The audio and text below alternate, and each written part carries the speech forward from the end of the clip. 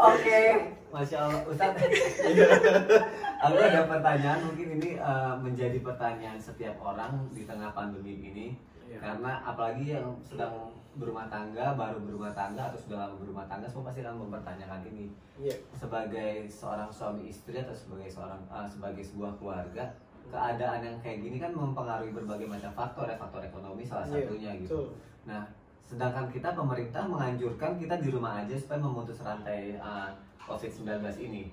Tapi jadi pemikiran kita kalau misalnya kita keluar kita takut mati karena corona, kalau di rumah kita takut mati kelaparan. Nah sebenarnya supaya lebih menenangkan hati kita, terus insya Allah jalan keluar terbaiknya itu apa sih yang harus kita lakuin nih Ustaz? Iya, Masya Allah. Rasulullah memberikan prinsip kehidupan agar selalu tenang dalam situasi apapun. Saya katakan selalu tenang dalam situasi apapun. Nabi berkata, ajaban li amril mu'min, inna amrahu kullahu khair, wa laysa dhalika li ahadin illa lil mu'min. In asabathu sarra'u syakara, fakana khairul lahu, wa in asabathu dharra'u sabara, fakana khairul lahu. Mukmin itu menakjubkan. Hamba Allah itu menakjubkan. Ketika Allah melapangkan rezekinya, dia bersyukur. Ketika Allah menyempitkan rezekinya, seperti situasi kayak gini nih, dia bersabar. Syukur lebih baik, sabar lebih baik. Nah, inilah yang harus kita terapkan dalam jiwa. Tanamkan dalam jiwa, kau siap menghadapi lapangnya rezeki dan sempitnya rezeki. Masya Allah. Bagaimana cara menghadapi lapangnya rezeki dan sempitnya rezeki? Kita tahu, nahnu narzukukum. Allah yang memberikan rezeki. Innallaha yarzuqu man yasha bighairi hisab. Allah yang memberikan rezeki kepada siapa yang Allah kehendaki tanpa sebuah hitungan. Nah, teman-teman, Sony, terus kita paham. Rezeki itu hakikatnya ada dua. Rezeki yang dijemput dengan ikhtiar, usaha. Tadi keluar kan? Keluar, ya. Jelas. Innallaha la yughayyiru ma biqaumin hatta yughayyiru ma bi anfusihim. Allah tidak akan pernah merubah nasib kecuali kita berusaha dengan tenaga kita. Tetapi ada rezeki yang dihidangkan. Masya Allah. Dihidangkan. Allah kirim ke rumah. Masya Allah. Contoh Fairul. Iya, oh. Seperti endorse. Endorse datang, rekening kling kling kling kling. Masya Allah. Itu dihidangkan Iya, loh. benar. Masya Allah. Itu Gak kan belum. maksudnya kalau kita kan adalah kebuka gitu pintu rezekinya. Tapi kan untuk orang-orang yang kayak di jalanan gitu, tukang ojek, itu kan mereka kalau nggak keluar ya nggak dapat uang.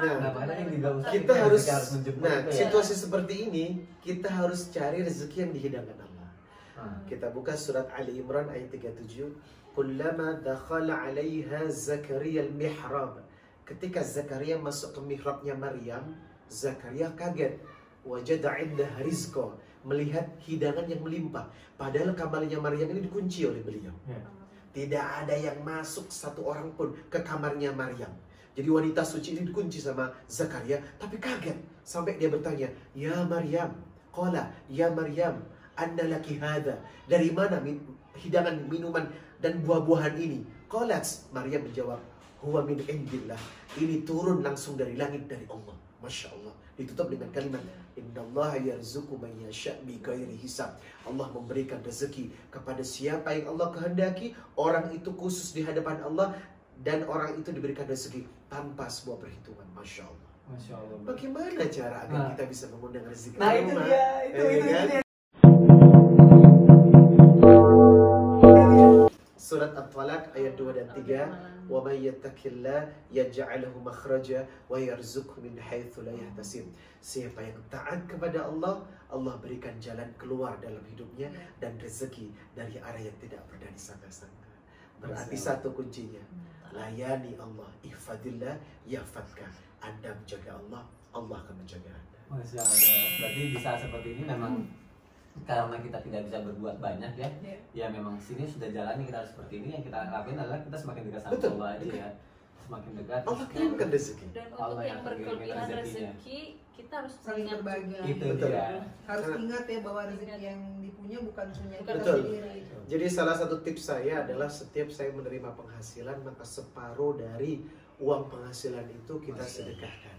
Ya, kita sedekahkan dalam bentuk sembako, uang, dan tiap saat seminggu berapa kali kita keliling bagikan langsung kepada yang berhak menerima. Sampai sekarang tradisi itu kita kerja. Masya Allah. Itu salah satu cara untuk menarik rezeki juga ya. untuk saat seperti ini yang kita lakukan adalah kita saling mendoakan, kitanya juga semakin dekat sama Allah, dan kalau punya rezeki lebih dibantulah orang-orang yang ada di sekitarnya. Mungkin jangkauannya cuma di skala kecil aja, tapi paling nggak kalau banyak yang melakukan itu maka skalanya menjadi lebih besar lagi. Ya, Masya benar. Allah. Dan ingat ya, buat semua teman-teman di sana yang ada di luar sana, kita sama-sama mendoakan agar wabah virus corona ini cepat berakhir. Amin. Kita satukan doa, insya Allah mudah-mudahan atas izin Allah kita semua bisa terbebas ya dari wabah ini. Amin. Dan tetap semangat buat semuanya yang tetap harus bekerja, tetap menjaga kesehatan. Dan untuk yang tetap masih bisa isolasi, tetap ya ingat harus isolasi diri di rumah karena biar wabah ini cepat selesai. Dan ingat tuh kata Ustadz Riza ya, bahwa kalau seandainya kita ikhlas ya Ustadz, doa terus sama Allah, rezeki itu akan dihidangkan sama Allah. Mungkin Sony sekarang sama seperti saya, karena kita kan orangnya selalu keluar dengan job-job yang sifatnya off air. Tapi di balik sisi itu ternyata ada rezeki yang dihidangkan kepada istri-istri kita. Ya online, ya endorse ya. Makanya yang dibilang suami istri kalau dua-duanya mungkin dekat sama Allah kan kasih rezeki. Betul, iya. Baik sahabat Sonpai, semoga bermanfaat ya. Sampai ketemu lagi. Assalamualaikum.